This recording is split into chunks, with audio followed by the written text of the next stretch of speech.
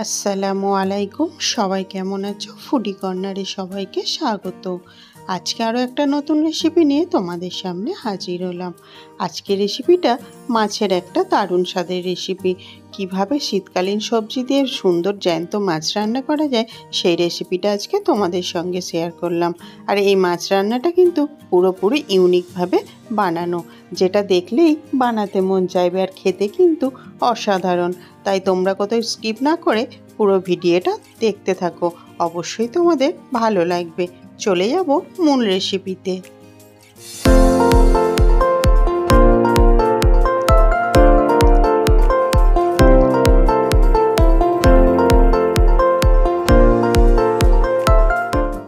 আমি এখানে 1 কেজি সাইজের একটা জ্যান্ত রুই মাছ নিয়ে নিয়েছি। আর মাছটাকে আমি নুন, হলুদ আর সর্ষের তেল দিয়ে 10 মিনিটের মতো ম্যারিনেট করে রেখেছি। কড়াইতে পরিমাণ মতো তেল দিয়ে দিয়েছি। আর তেলটা গরম হয়ে গেলে একে একে মাছগুলো দিয়ে দেব। মাছ ভাজার আগে কিন্তু নুন, হলুদ আর সামান্য সর্ষের তেল মাখিয়ে ম্যারিনেট করে রাখলে এতে কিন্তু মাছের স্বাদটা বেশ ভালো লাগে আর মশলাগুলো মাছের মধ্যে সুন্দরভাবে ঢুকে যায়। তোমরা কিন্তু এটা চেষ্টা করতে পারো একবার ট্রাই করে। আমি আজকে যে সবজিগুলো দিয়ে রান্না করব সেই সব সবজিগুলোকে বার করে রেডি করে ফেলেছি। এগুলোকে কেটে ধুয়ে সুন্দরভাবে পরিষ্কার করে নেব মাছ ভাজতে ভাজতে। এক পিসটা সুন্দরভাবে লাল হয়ে গেলে তবেই কিন্তু উপর পিসটা উল্টে দেব, না হলে বারবার মাছ উল্টালে তাতে কিন্তু খুব একটা স্বাদ ভালো হয় না। দেখো আমি এখানে পেঁয়াজকলি, মটরশুঁটি আর আলু সুন্দরভাবে কেটে ধুয়ে পরিষ্কার করে নিয়েছি। শীতকালীন যে সবজি পেঁয়াজকলি, এটা দিয়ে কিন্তু মাছ রান্না খেতে দারুণ ভালো লাগে। আর এই সবজির পেঁয়াজকলি হচ্ছে মাছ রান্নার জন্যই পারফেক্ট একটা সবজি।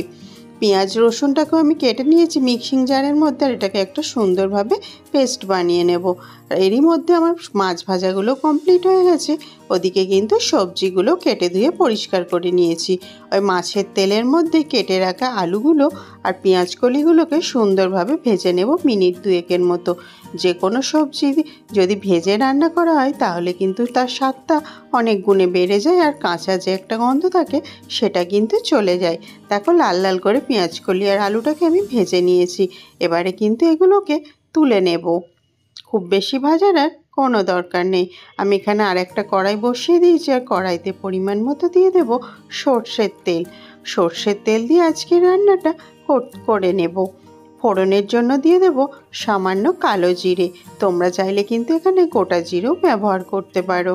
কালো জিরেটা একটুখানি তেলের মধ্যে ফোড়নে দিয়ে পেস্ট করে রাখা পেঁয়াজ রসুনে তেলের মধ্যে দিয়ে সুন্দরভাবে এটাকে কষিয়ে নেব মিনিট খানেকের মতো। যে কোনো রান্না যদি পেস্ট বানিয়ে এইভাবে রান্না করা যায় তাহলে কিন্তু তার স্বাদটা হয় অতুলনীয় আর গ্রেভিটা হয় খুবই দারুণ। এখানে ধুয়ে রাখা মটরশুঁটিগুলোকেও পেঁয়াজ তেলের মধ্যে সুন্দরভাবে কষিয়ে নেব। মিনিট খানেকের মতো এই কাজটা করে নিয়েছি। তারপরে একে একে মশলাগুলো, ঘরোয়া মশলাগুলো অ্যাড করে দিলাম। পরিমাণ মতো দিয়ে দিলাম লবণ, সঙ্গে দিয়ে দিলাম হলুদ গুঁড়ো, আর সঙ্গে দিয়ে দিলাম লঙ্কার গুঁড়ো, আর দিয়ে দেবো 1/2 চামচের মতো ধনিয়া গুঁড়ো। লঙ্কা গুঁড়োর ঝালের পরিমাণটা তোমরা কিন্তু বাড়িয়ে কমিয়ে নিতে পারো। আমি যেহেতু বাচ্চারা খাবে তাই আমি এখানে ঝালের পরিমাণটা একটু কম দিলাম। সামান্য একটু জল দিয়ে কষিয়ে নেব 2-3 মিনিট। মশলাটা যত সুন্দর কষাবে তাহলে কিন্তু খাবারের যেমন রঙটাও দারুণ আসে, তেমনি কিন্তু স্বাদটাও হয় অতুলনীয়। কড়াইতে লেগে যাওয়া পর্যন্ত কষিয়ে নিতে হবে সামান্য জল দিয়ে। এইভাবে কষিয়ে নেওয়ার পর যখন তেল ছেড়ে দেবে তখন ভেজে রাখা পেঁয়াজকলি আর আলুটাকে এই কষানো ওপরে দিয়ে দেব। আর সমস্ত মশলার সঙ্গে আবারও মিনিট 2-এর মতো অনবরত কষিয়ে নেব। যখনই কড়াইতে ধরে যাবে তখনই সামান্য একটু জল দিয়ে আবারও কষিয়ে নেব। এইভাবে কিছুক্ষণ কষিয়ে নিলে কিন্তু রান্নাটা দেখবে খেতে বেশ ভালো লাগবে। যেমনি রান্না নিজেকেও করতে ভালো লাগে তেমনি কিন্তু খেতেও খুবই ভালো লাগবে। আর এতে করে কিন্তু রান্নার কালারটাও আসে অতুলনীয়। মিনিট 2-3 আমি কষিয়ে নিয়েছি। দেখো কড়াইতে লেগে যাচ্ছে। এবারে আমি পরিমাণ মতো জল দিয়ে দিলাম। যার যেমন ঝোলের দরকার সে কিন্তু ততটা পরিমাণে জল দিয়ে দেবে। আমি আজকের রান্নাটা একটু শুকনো শুকনো করব, তাই আমি এখানে জলটা একটু কমই দিলাম। ঝোলটা ফুটে আসা পর্যন্ত ওয়েট করব। আর মিনিট খানেক ঝোলটাকে ফুটিয়ে নেব যাতে আলুটা খুব ভালোভাবে সিদ্ধ হয়ে যায়। এই পর্যায়ে এবারে নাড়াচাড়া করে দিয়ে দেবো ভেজে রাখা মাছগুলোকে। দেখো আলু কিন্তু সুন্দর সিদ্ধ হয়ে গেছে, তাই আর কিন্তু বেশি দেরি না করে ঝোলের মধ্যে ডুবিয়ে দেব আগে থেকে ভেজে রাখা মাছগুলোকে। আর একটা বড় সাইজের টমেটোকে কেটে এইভাবে চারি সাইডে দিয়ে দেব। ঝোলের মধ্যে ডুবিয়ে দিয়ে আবারও চাপা দিয়ে 2 মিনিটের মতো রান্না করে নেব। এতে করে কিন্তু খুবই মাছের স্বাদটা ঝোলের সঙ্গে মিশে যাবে। টমেটোগুলোও দেখো সুন্দরভাবে সিদ্ধ হয়ে গেছে, আর ঝোলটাও কিন্তু আগের থেকে অনেকটা শুকনো শুকনো হয়ে গেছে। তাই রান্নাটা কিন্তু শেষের দিকে আর খুব বেশি রান্না করার কোনো দরকার নেই। ওপর থেকে সামান্য একটু ধনেপাতা ছড়িয়ে দিলাম।